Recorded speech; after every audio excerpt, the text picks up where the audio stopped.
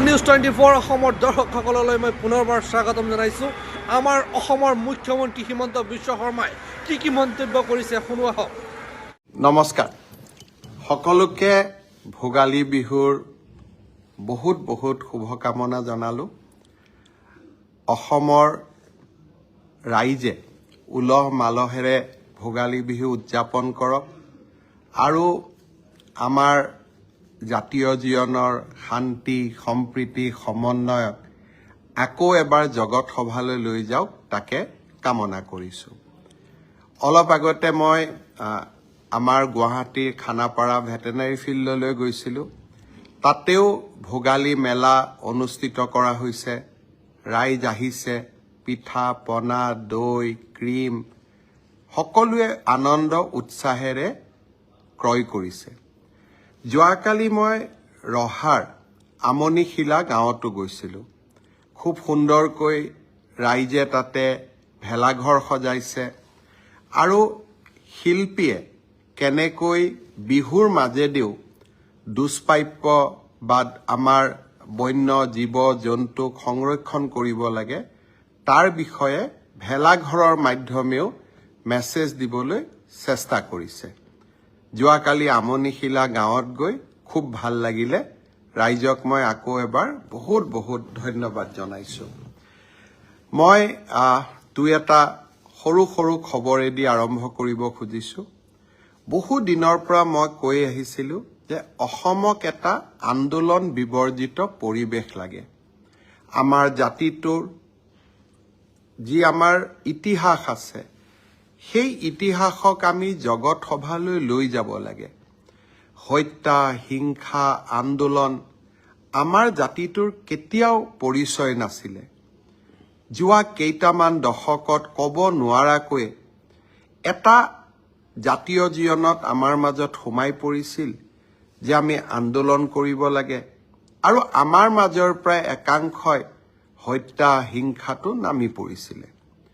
2021 চনৰ পৰা আমি অসমত এটা পৰিৱেশ নিৰ্মাণৰ কাৰণে চেষ্টা কৰিছিলোঁ, যাতে আমি অসমখনক পুৰণা অসমখন আকৌ এবাৰ ঘূৰাই পাওঁ। শান্তি সম্প্ৰীতি, ইজনৰ লগত সিজনৰ মিলা মিছা, কটু বাক্য নহয়, মিঠা মাত, এক পুৰণি অসমখন, যিখন অসম আমি কিতাপ কাগজত পঢ়িছিলোঁ। আৰু লাহে লাহে সঁচা অৰ্থত সেই পৰিৱেশটোলৈ আমি ঘূৰিও আহিছোঁ। আৰু তাৰ কাৰণেই এইবাৰ পৃথিৱীৰ আটাইতকৈ প্ৰভাৱশালী বাতৰি কাকত নিউয়ৰ্ক টাইমছে আমাক কি উপহাৰ দিলে। নিউয়ৰ্ক টাইমছে তেওঁলোকে এইবাৰ প্ৰকাশ কৰিছে যে বিশ্বৰ 52টা ডেষ্টিনেশ্যনত 52টা পৰ্যটনস্থলীত এই বছৰ ৰাইজ যাব লাগে, চাব লাগে। আৰু এই 52টাৰ ভিতৰত তেখেতসকলে অসমক ৰাখিছে 4ৰ্থ নম্বৰ। এয়া কোনো ৰাষ্ট্ৰীয় বাতৰি কাকত নহয়, এয়া কোনো আমাৰ দেশৰ ৰাজ্যৰ বাতৰি কাকতো নহয়। কাৰ বাতৰি, কোনে লিখিছে? নিউয়ৰ্ক টাইমছে।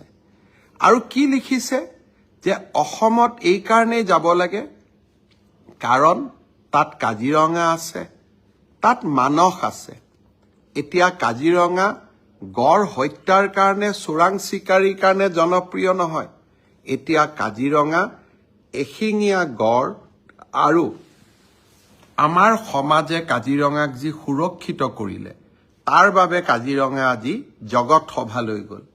চৰাইদেউ মৈদামক আজি বহু বছৰ পিছত প্ৰধানমন্ত্ৰী নৰেন্দ্ৰ মোদীৰ প্ৰচেষ্টাত আমি বিশ্ব ঐতিহ্যলৈ লৈ যাব পাৰিলোঁ।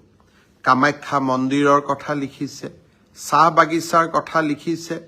আৰু এই গোটেইসমূহৰ কাৰণে এতিয়া অসম পৰ্যটকৰ এক ৰম্য ভূমিলৈ পৰিণত হ'ব। পৰ্যটনে আমাৰ বাবে কি আনে? আমাৰ বাবে জীৱিকা আনে। Homestay, jeep safari, hotel, restaurant, আমাৰ বাবে তেখেতসকলে বহু সম্ভাৱনা লৈ আহে। যোৱা বছৰটোলৈকে মনত পেলাওক, প্ৰধানমন্ত্ৰী নৰেন্দ্ৰ মোদী ডাঙৰীয়াই এদিন নিশা কাজিৰঙাত থাকি কাজিৰঙাক এক অভূতপূৰ্ব প্ৰচাৰ আৰু প্ৰসাৰ কৰিলে ৰাইজৰ মাজত। ভূটানৰ ৰজা আহিলে, ভাৰতৰ ৰাষ্ট্ৰপতি আহিলে, আৰু প্ৰতিটো ভ্ৰমণে কাজিৰঙাক জগত সভালৈ লৈ গ'ল। আৰু আজি